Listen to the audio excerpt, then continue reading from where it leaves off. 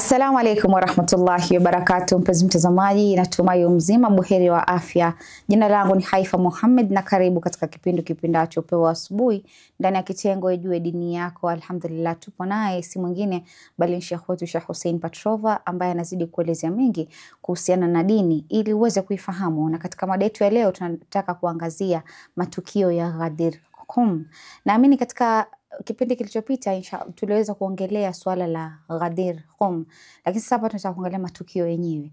Kule Sheikh aliongelea kuhusiana na uongozi unafaa kuwa vipi, ama uongozi unapopokezwa kwa mwingine inafaa kuwa vipi ama inatokea kivipi. Na insha Allah tukirudi kwake Sheikh tutaweza kufahamu mengi na tuweze kujua ni yapi ambayo ameweza kutuandalia siku ya leo. Naam, karibu Sheikh. Nashukuru sana. Assalamu alaikum warahmatullahi wabarakatuh. Wa alaikum assalam warahmatullahi wabarakatuh. Naam, bismillah. A'udhu billahi minash shaitani rajim. Bismillahir rahmanir rahim. Wa sallallahu ala sayyidina Muhammad wa ala alihi at-tayyibin at-tahirin. Allahumma salli ala Muhammad wa ali Muhammad. Na matukio kabla ya Ghadir Hum. Tumesema kwamba mtume ambaye ni kiongozi bora au kiumbe bora ulimwenguni lazima aje na system au mwongozo ambao ni bora kuliko system zote ambazo zimekuwepo na ambazo zitakuwepo.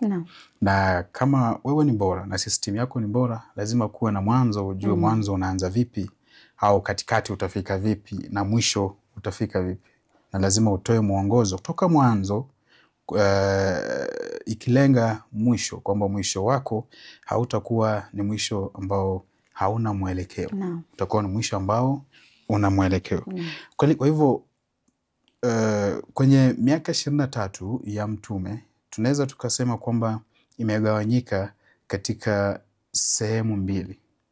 Kuna sehemu moja hii tunaongea matukio kabla ya Ghadir Hum. Sehemu moja ni kabla ya Fath Makkah na baada ya Fath Makkah, kwa sababu siasa ilibadilika. Na kutoka mwanzo mtume alipoanza kulingania watu, tunaona kwamba tukifuatilia historia tunaona kwamba kuna vita ambavyo vilikuwepo, vita ambavyo mtume alianza kupigana navyo. Siku ya kwanza aliposema kwamba mimi ni mtume, vita vikaanza. Na hivi vita vilikuwa vinapigana na kina nani? Watu ambao walikuwa nje ya Uislamu. Makuraish ambao walikuwa hawataki mtume aendelee na kazi yake ya utume, wala hawataki mtume alete dini ambayo inasimama kwa misingi ya wanadamu. Kwa hivyo tulikuwa na vita ambavyo mtume alianza kupigana, na sababu ndo sababu Makuraish walifika hadi mahali wakamchukua wakamfungia, wakampatia sanctions kwamba kumfungia sehemu, hapati chakula, hapati chochote, hawezi fanya biashara, hawezi fanya kitu chochote. Wamemfungia pale na familia yake na watu wake ambao walikuwa nao. Na hii ilikuwa miongoni mwa mambo ambayo walikuwa wanafanya ili watu waone kwamba atakaye kuwa na yeye pia atapitia haya mambo. Yani wanakuja na shida, wanamletea matatizo ili watu waogope kuingia katika dini ya Kiislamu. Na ndio sababu wakaanza kuja na mikakati kutoka mwanzo ya kuhakikisha kwamba mtume afikii malengo yake. Lakini mtume kwa sababu alikuwa kiongozi bora, alikuwa anajua haya mambo ambayo yalikuwa yanatokea, alikuwa anajua kwamba yatatokea, na alikuwa na mbinu mbadala ya kudeal nayo. Ndio sababu kutoka mwanzo akatoa ilan, yani akatangaza kwamba mimi nimeanza kazi ya utume, Mwenyezi Mungu amenituma, na atakaye kuwa naibu wangu ama atakaye kuwa na mimi ndio huyu hapa, Imam Ali. Akatangaza kutoka mwanzo. Sasa alipotangaza tu hivi watu wakajua. Na unajua mipango yao ilikuwa kwamba mipango ya Makuraish au watu ambao walikuwa wanapigana nao walikuwa na mipango yao ni kumpinga mtume, kuhakikisha kwamba afikii malengo. Lakini watampinga vipi? Mwanzo kuhakikisha kwamba haendelei na kupropagate Uislamu. Hiyo ni ya kwanza. Walipoona kwamba wanashindwa, na kuna baadhi ya vita ambavyo walifanya, wakampatia mpaka choice, achague kwamba akuje na sisi tumpe kila kitu ambacho anataka, kweli, au kama hataki basi tutaendelea kupigana naye. Mtume alijibu nini? Katika viongozi wetu wa sahihi ni kweli ya kwamba mtu hataki kuchagua njia ya haki, anaenda maadamu anaona sasa kila kitu nitapewa, kwa hivyo nikikubali hichi kitengo. Kwa hivyo unakuta anatoa mwelekeo wake, anaacha mwelekeo wake ambao ulikuwa na neema, anaweka mwelekeo ambao hauna neema, kwa sababu ndio ukifuata kitu na tamaa, ukiwa unafuata kitu tu kwa sababu ya matamanio ya moyo wako, lazima atakuponza. Yani kweli. Yani walikuwa wanataka kuleta siasa ya biashara. Yani kununuliwa. Jana tulisikia hotuba ambayo ilienda kwamba ni poa turudi kwenye siasa ambayo inasimama chini ya misingi ya kiwanadamu, ambayo ndio Mtume alikuwa anajaribu kuieneza. Kwa hivyo wakaanza kutoa siasa ya vitisho na siasa ya kununua. Wanataka kumnunua Mtume kwamba aachane na kazi ambayo ameanza au kueneza Uislamu, aje aungane nao.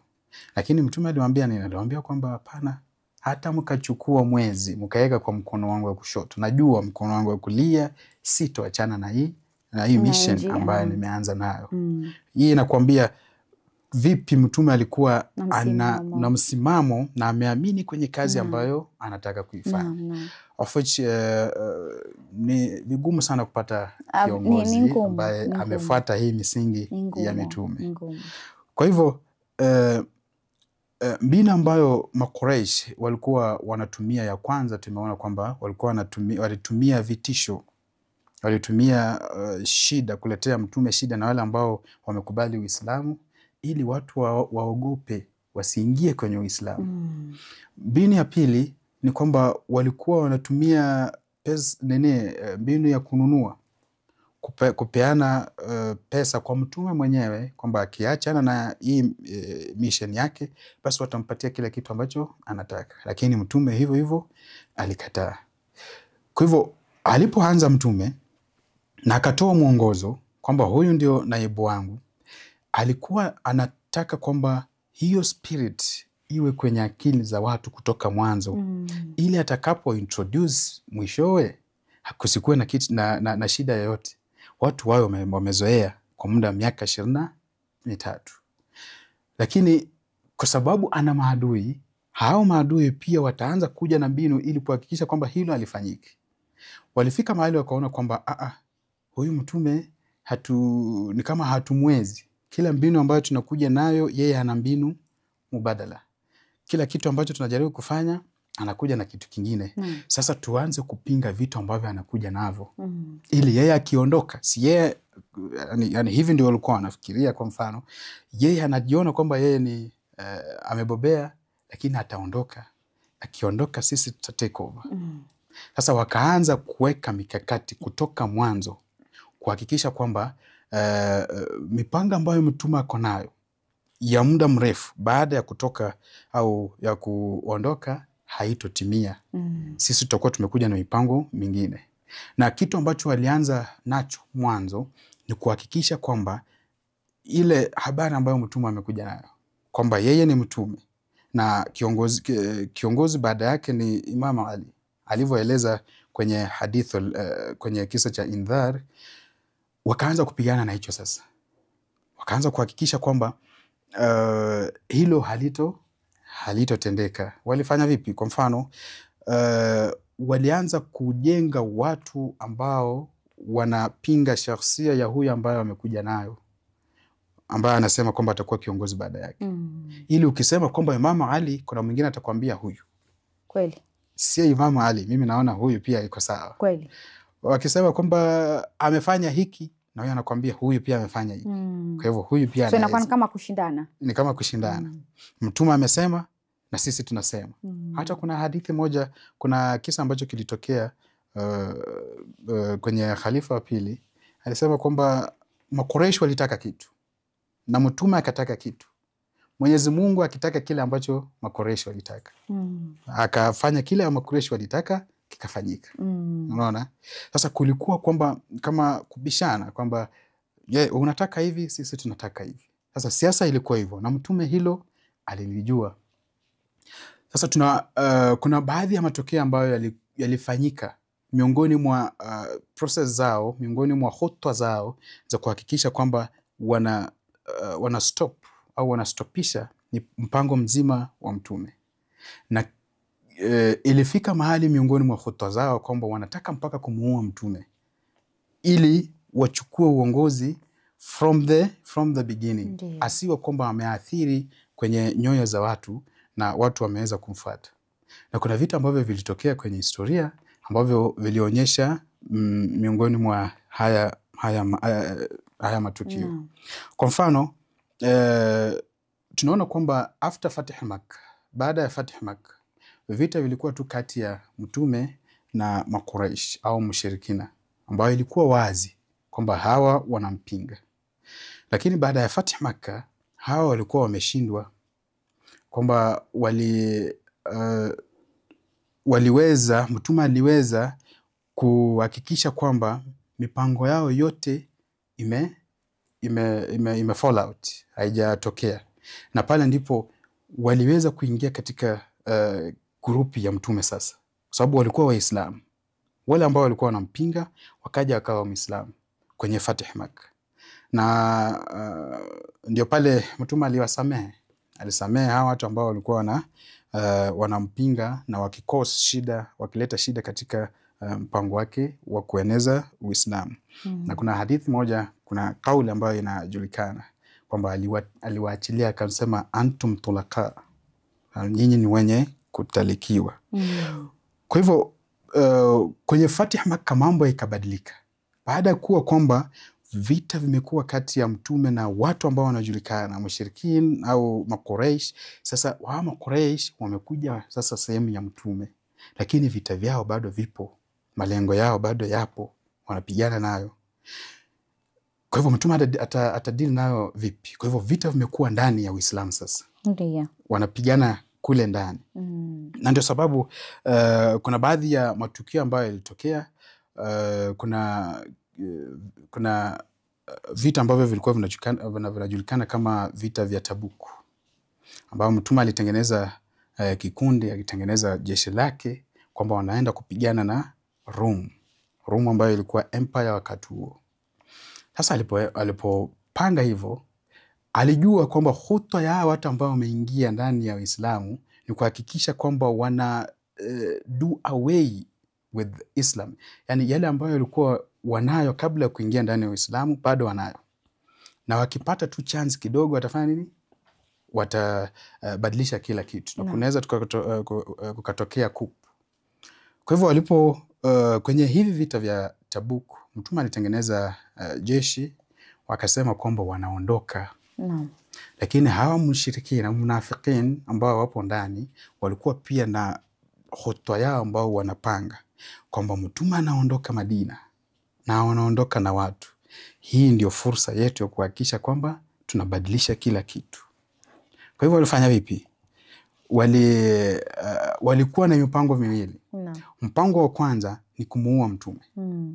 Mpango wa pili ni kuhakikisha kwamba kuna revolution ambayo imefanyika kule Madina. Hata kama hatujaua Mtume, bado Mtume hata kuwa na cha kusema. Sisi ndio tutakuwa tumeshikilia uongozi Madina. Kwa hivyo kuna baadhi ya watu walitokea wakaanza kusema kwamba sisi tuna shida, tuende vitani, sisi tunabakia. Akatoa udhur kwa Mtume. Kuna watu kikundi cha watu ambao walitoka wakasema hivyo. Sasa waliposema hivyo, Mtume akajua kwamba hii si tu kwa uzuri, bado hii ni mpango ambao wanapanga. Hasa mara hiyo Mtume akajua atafanya nini, kwa sababu kila kitu ambacho alikuwa anafanya Mtume alikuwa na mbinu yake mbadala. Mtume akaambia Imam Ali, wewe uende vitani, wewe unabaki hapa. Sasa alipomwambia Imam Ali, watu ambao walikuwa wana mpango wakaona amejua sisi tunataka kufanya nini, acha sasa tulete fitna. Akaanza kusema kwa watu kwamba Imam Ali hataki kwenda vita, anabaki ni kama watoto, anabaki na watoto na wanawake. Sasa mtu ambaye anapigana hivyo atabaki vipi na watoto na wanawake? Sasa hii ikabidi Imamu Ali aende aulize. Si eti alikuwa anajua ajui. Imamu Ali pia alikuwa anajua kwamba hii ni khutwa. Akaenda akauliza Mtume, vipi unaniacha mimi nyuma kama mtoto, kama watoto au wanawake? Akamuuliza, ndio hiyo hadithi ambayo tunaijua, je, hauridhii kuwa kwangu kama vile Harun alikuwa kwa Musa? Ila kwamba hakuna nabii baada yangu. Sasa hii ilikuwa kama hoja kwa wale ambao wanatoa nini kwamba Imamu Ali aende vitani kwa sababu anataka kubaki na watoto na nini. Ikawa kama hoja. Although Imamu Ali alikuwa anajua kwamba hii process yote. Kwa hivyo ikawa ni kwamba process yao hawa watu ambao wanataka kubadilisha uongozi haipo. Na kwa sababu Mtume alikuwa amesema mwanzo kwamba ni nani, amewauliza nani atakuwa kiongozi baada yangu, nani atakuwa waziri wangu, nani atakuwa khalifa wangu, na Imamu Ali akasimama akamuonyesha mbele ya watu kwamba huyu ndio kiongozi baada yangu. Sasa Mtume anaondoka, anaacha Imamu Ali sehemu yake ambayo watu washapanga kwamba wanataka kubadilisha uongozi wa Mtume. Na ilikuwa kwamba Mtume akienda kama hajauawa, akirudi atapata kama hawa watu washafanya nini? Washabadilisha uongozi. Sasa yeye atarudi akiwa chini ya uongozi wa Makuraish. Na mbinu yake yote zitakuwa haijafaulu. Kwa hivyo ilipofika hapo, akaambia Imam Ali baki. Imam Ali kubaki ilikuwa ku neutralize mipango yao. Na Mtume akaenda. Sasa wakaona kwamba hiyo khutwa imejulikana. Wakaingia kwenye khutwa ya pili ambayo ni kumalizana na Mtume. Na ndio pale kuna hadithi ambayo haipo kwenye kisa ambacho haipo kwenye vitabu vya hadithi vya wenzetu. Haweza akavitaja kwamba kuna baadhi ya munafikin walienda na Mtume kwenye vita vya Tabuk na walikuwa wanataka kumuua walipofika sehemu ambayo inaitwa Aqaba. Kwa hiyo kuna story au event ya Aqaba ilikuwa vipi? Kwamba Aqaba ni sehemu ambayo ni kama valley hivi.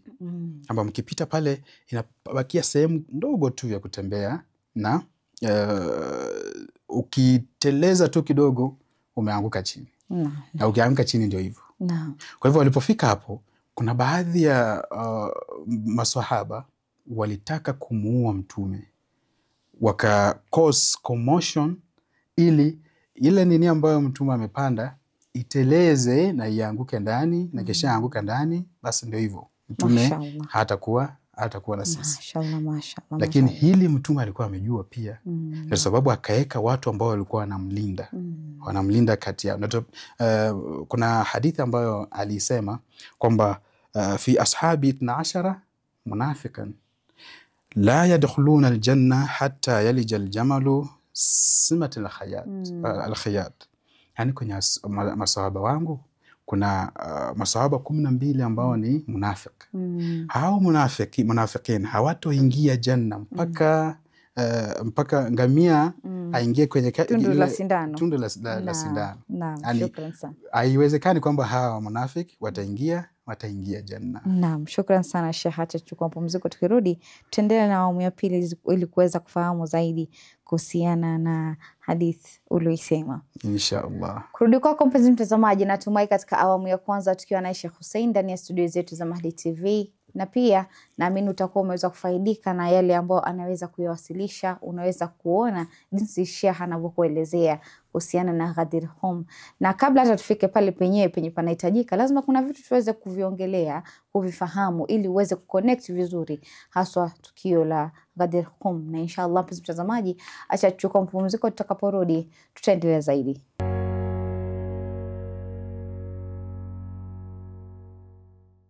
Assalamu alaikum warahmatullahi wabarakatuh. Mpenzi mtazamaji, karibu tena katika awamu ya pili ya kipindacho Upeo Asubuhi ndani ya kitengo Ijue Dini Yako. Alhamdulillah, tunazidi kufaidika na Sheikh wetu ambaye anazidi kutuelezea mengi na kujuza mengi wewe mpenzi mtazamaji kuhusiana na Ghadir Hum, na insha Allah tukirudi kwake tuweza kufahamu mengi na mengi zaidi.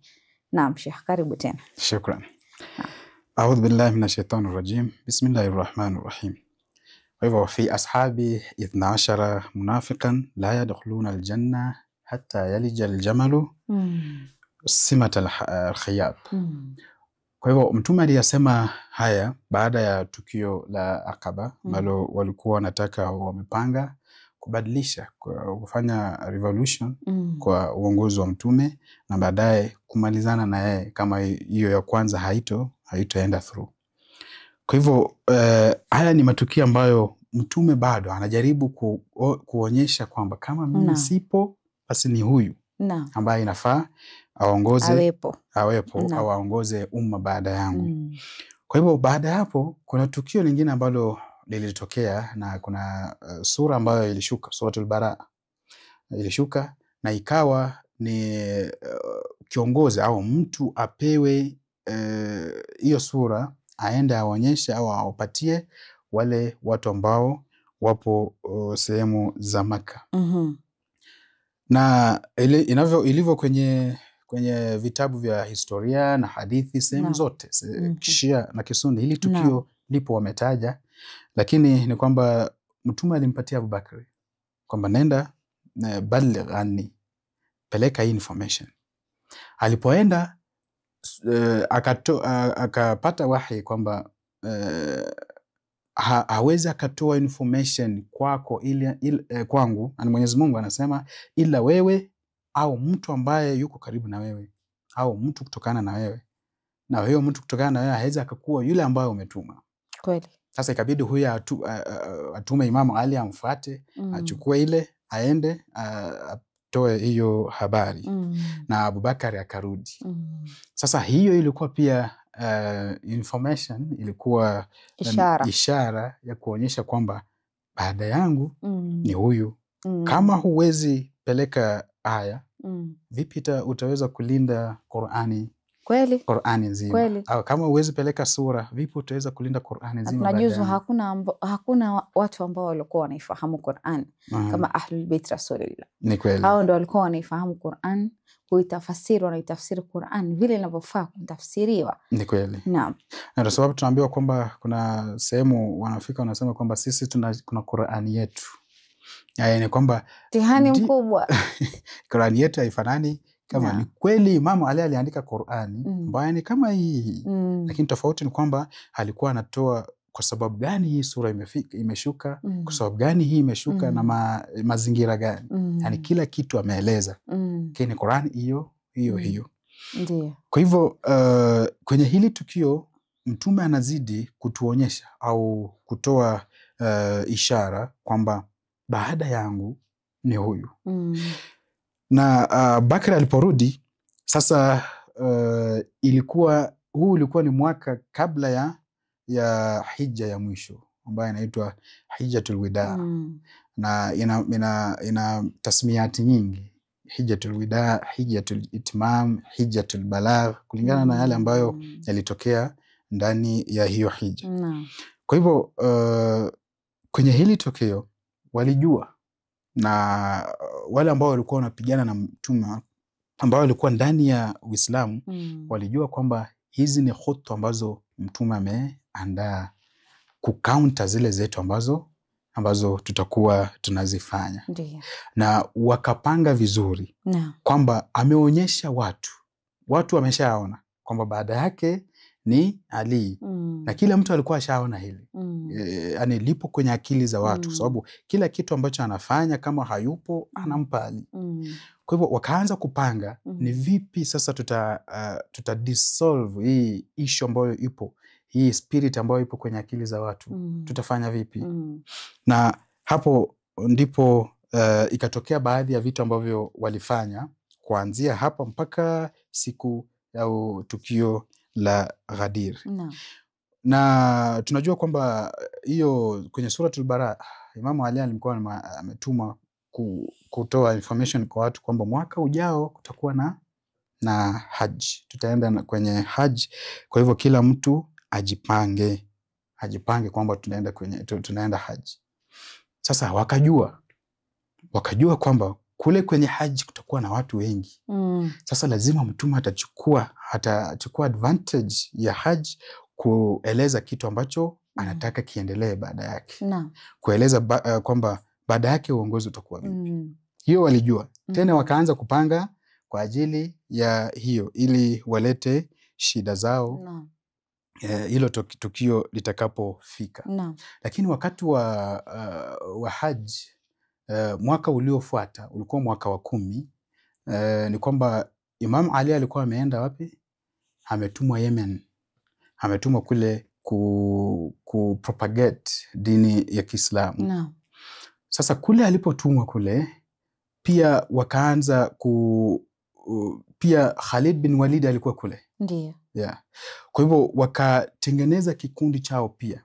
Yani hivi ni vitu ambavyo walipanga kutoka mwanzo. Wakatengeneza kikundi chao kuhakikisha kwamba kwa sababu Mtume ameweka kwenye akili za watu kwamba baada yake ni Imam Ali, sasa wanataka kuleta shida kwenye shakhsia ya Imam Ali. Yani wanataka watu waone kwamba huyu hawezi. Hata kama Mtume anasema lakini hawezi. Hiyo ni ya kwanza. Pili, pia wanataka kuonyesha kwamba au wanataka kudhihirisha kwamba tunaweza tukapinga baadhi ya maneno ambayo Mtume anasema. Na walianza kwa mfano Mtume akitoa direction wanakataza. Nadhani pale lilitokea wakati wa kifo cha Mtume. Ni kweli. Mtume anasema nipeni kalamu na karatasi. Hao wanakataa. Walikataa. Wanakataa. Kwa sababu maneno ya Mtume ni maneno ya Mtume ni chochote kinachotoka kwa Mwenyezi Mungu. Ni kweli. Ni amri. Ni kweli. Sasa Mtume hasemi kitu basi na kujua anasema nini. Nadhani kuna vitu vingi sisi kama Waislamu tunafaa kuviangalia kwa sababu kama akli si pati ya ibada yako hauwezi iona kama ina maana. Ni kweli. Lakini ukiangalia kama sisi kwa madhhabi ya Ahlul Bait, akli ni part of ibada. Ni ibada yani. Lazima kufikiria ujue unafikiria nini kwa hichi kitu, je unachokifikiria kina natija ama hakina natija. Yani ni kama kusema in as much as Mwenyezi Mungu anajua kwa nini akakupa hii akili. Mimi huwa nasema wakati labda tunaongea kuhusiana na mijadala ama nini, naambia wewe Mwenyezi Mungu ana sababu kubwa kwa nini alikupa akili ili ufikirie na uitume hii akili kutafuta ukweli.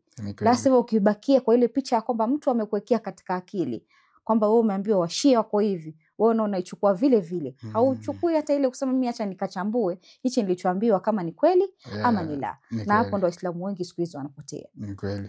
Hata dini Qur'ani imetuambia akiwakujieni na habari mtu yoyote bainisheni. Lazima. Idha ja'akum fasiqun binaba'in fatabayyanu an tusibu qauman bijahalatin fatusbihu ala ma fa'altum nadimin. Kwamba mtu yote akija na habari bainisheni. Si anakuja na habari alafu sisi tunaanza unachukua hivyo tayari. Hujabainisha na utamuuliza mtu ulisoma kitabu fulani? Sijawahi soma. Sheikh ameniambia.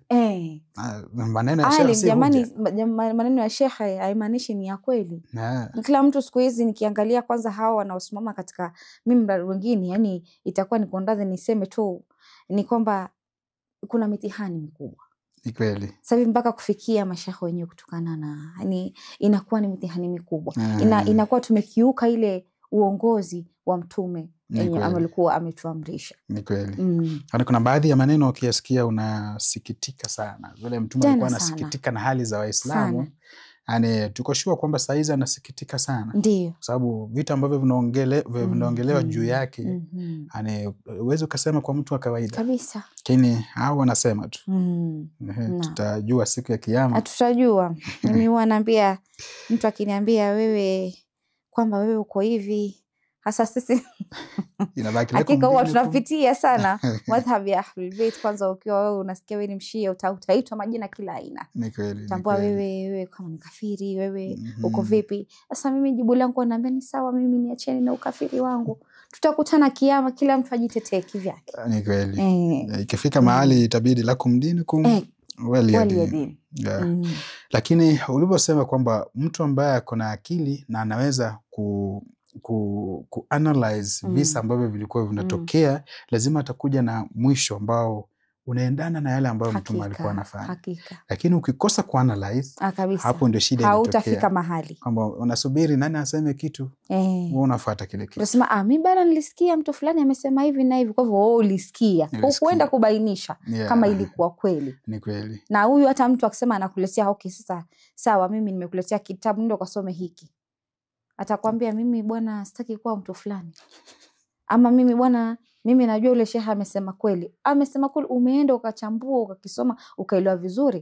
Kwa sababu nakumbuka Said Amar Nahshawani alisema ya kwamba kama wewe ni mshia na baada hauwezi soma haya madhhab mengine, basi wewe ilmu utakuwa bado haujaipata. Lazima usome hizi school of thoughts zingine. Ni kweli. Ubainisha, ujue ukweli ndani yake ni upi, ndo uweze sasa kuja kwa conclusion. La sivyo utabakia ukihangaika. Ukikutana na shida kidogo hivi inakupeleka na utakuwa unaenda kama upepo. Ndio hivyo. Kwa hivyo kwenye baada ya Mtume, mwaka mmoja kabla ya Hijjatul Wida, Abubakar alipewa, khalifa wa kwanza alipewa sura kwamba balighani, fikisha huu ujumbe, lakini hakuweza. Kulingana na mipango ya Mwenyezi Mungu kwamba anayefikisha ujumbe ni aidha mtume au mtu ambaye anafanana na mtume. Kwa hivyo Imamu Ali akapewa, na hii ikawa pia ishara kwamba mtume ana prepare uongozi baada yake. Ndiyo. Kwa hivyo next year ambao ulikuwa mwaka wa 10 ulikuwa mwaka wa hija, watu wanaenda kuhiji. Lakini Imamu Ali huo mwaka alikuwa ametumwa Yemen, na hao watu ambao walikuwa wanapinga Uislamu bado walikuwa na propaganda zao ambao walikuwa wanaeneza. Na tumeona kwamba propaganda ya kwanza ni kuhakikisha kwamba watu wana doubt na maneno ya mtume. Akisema kitu, kuna yule ambaye anaweza pinga na kuna yule ambaye anaweza akasema kwamba sivyo. Na hii tutaona kwenye haji ambayo mtume alienda, hiyo Hijjatul Wida. Kuna direction ambazo alipewa, na hii ipo kwenye vitabu kwamba vitabu vya tarikh, kwamba aliambia watu kwamba tufanye baada ya haikuwa haji, walikuwa kwenye umra. Kwamba ilifika wakati akaambiwa sasa umra imeisha, tuanze, kila mtu ako free kufanya kile kitu ambacho anataka. Sasa watu kuna wale walipinga, akasema hapana, sisi hatuwezi kufanya hiyo, sisi tuko ndani ya umra, tuna sehemu tukufu, unatuambia tunaweza tukafanya kile kitu ambacho tunataka. Sasa wakaanza kupinga mtume, maneno ya directions za mtume. Sasa hii ni kuonyesha, ni dhihiri kwamba kama wamempinga kwenye swala moja, wanaweza akampinga tena kwa nyingine. Kama akisema kitu tutasema hapana, sio. Tunaweza tukakuja na kitu chetu. Na kwa Imamu Ali ambaye mtume alikuwa anamtengeneza kuwa kiongozi, hakuna kitu ambacho walikuwa wameona kwake ambacho hakiendi. Hali vitu vyote ambavyo walikuwa anafanya vilikuwa perfect kama vile vya mtume. Sasa wakaanza kutafuta mbinu ya kuleta mapungufu kwenye personality ya mtume. Kule alikokuwa ameenda, kuna group ambayo ilitengenezwa na hao kwamba wakaanza kuleta tashwishi kwenye uongozi wa Imam Ali. Kuna sehemu 3 ambazo walipingana na Imam Ali, watu ambao walikuwa anawaongoza. Sehemu ya kwanza ni kwamba kuna baadhi ya watu walianza kusema kwamba uongozi wa Imam Ali si mzuri. Ndio ni mtu mzuri, lakini haezani na uongozi. Wengine wakasema ni mdogo. Wengine wakasema ni mdogo. Kwamba tunahitaji at least mtu ambaye sio Imam Ali. Yani wanajaribu kujenga fikra kwamba kile ambacho mtume amejenga kwa hiyo miaka sicho. Tuje na kitu kingine. Hii picha nzima ilionekana vizuri wakati mtume akifariki. Yaani picha ilijitokeza vizuri kabisa. Ni kweli. Wakati mtume akifariki. Na walikuwa wanaandaa kabisa. Ni kitu ambacho kilianza kuandaliwa kutoka mwanzo, kwamba atakachosema pia tutakuja kupinga kwa sababu tumepinga kutoka nyuma. Kweli. Kitu cha pili, kuna sahaba mmoja alitoka kule Yemen. Kwa kulingana na propaganda ambazo zilikuwa zimeenezwa kwamba Imam Ali hawezi kuwa kiongozi. Sasa yeye akaenda akashtaki kwa mtume. Kuna kitendo ambacho aliona kwake kwamba si kizuri kwenye kugawana vitu ambavyo vimetoka kwenye vita. Na tunaambiwa kwenye historia, kama sijakosea, kwamba kuna ngamia ambayo ilitoka kwenye vita, haikuwa inafaa wapande, kama sijakosea. Sasa hawa walikuwa wanataka wapande, Imamu Ali akawakataza kwamba iache hivyo. Kwa hivyo akaenda akashtaki kwa mtume. Ambia Imam Ali kwa nini anatufanyia mambo ambayo hayaendani, si mazuri? Kwa nini yuko hivi? Huyu ni mtu ambaye alikuwa affected na propaganda ambayo walikuwa wanaeneza. Sasa Mtume aliposikiza, akamsikiza vizuri, alipomaliza kueleza story yake, akamwambia man kuntu maulahu fa Ali maulahu. Yaani yule ambaye mimi ni kiongozi wake, Ali ni kiongozi wake. Akaelewa, sasa Mtume yupo na kile ambacho Imam Ali akafanya. Kwa sababu Mtume alipomwambia huyu sahaba hivi, akabadilika. Sasa akaanza kufuata yale ambayo Imam Ali alikuwa anaeleza. Kuna maswahaba wema ambao walikuwa na Imam Ali mpaka mwisho. Ni kweli. Tukiangalia Ammar bin Yasir. Ni kweli. Tukiangalia Abu Dharr. Yaani walikuwa wengi sana ambao walikuwa upande wa Imam Ali. Maswahaba ambao wema ambao unajua kabisa hawa walikuwa wanasikiza maneno ya Mtume vile alivyokuwa anasema. Na kuna wengine ambao walikuwa kawaida pia walikuwa na Imam Ali, lakini kwa sababu ya propaganda ambazo zilikuwa zinaenezwa, ikabidi yani walikuwa walifika mahali akawa na 50-50. Sasa nifuate nani? Nifuate yale Mtume anasema, yani wameweka kiwango ambacho kwamba mpaka mtu ameanza kushuku kwenye maneno ambayo Mtume anasema. Mtihani. Ameanza kuweka, huyu amesema hiyo, Mtume amesema hivyo, sasa nichukue gani? Unaona?